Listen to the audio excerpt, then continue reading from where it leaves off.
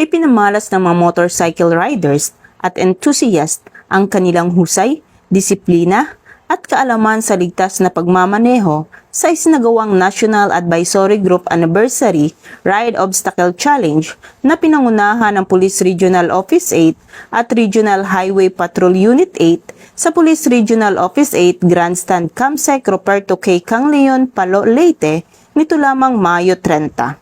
Sa ilalim ng pamumuno ni Police Brigadier General Jason L. Capoy, Regional Director ng Police Regional Office 8, nagsama-sama ang mga riders sa isang paligsahang may iba't ibang obstacle course challenges na layuning subukin ang kanilang kakayahan sa pagmamaneho habang itinataguyod ang responsabling paggamit ng kalsada.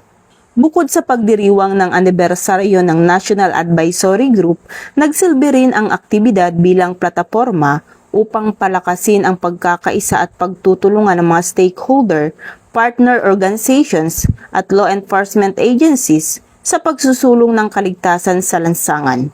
Ayon sa Police Regional Office 8, bahagi rin ito ng kanilang proactive na hakbang upang mabawasan ang mga aksidente sa kalsada sa pamamagitan ng pagpapalawak ng kaalaman sa road safety, paghihikayat sa responsableng pagmumotorsiklo at mahigpit na pagsunod sa mga batas trapiko. Sa pamamagitan ng mga ganitong programa, mas mapapalakas ang mga kamalayan ng mga motorista sa kahalagahan ng disiplina at kaligtasan sa kalsada na makatutulong sa paglikha ng mas ligtas na komunidad para sa lahat ng road users. Mula dito sa Campo Crame, ako ang inyong PNN correspondent, Patrolwoman Dara Palogme, alagad ng batas, tagataguyod ng balitang pulis.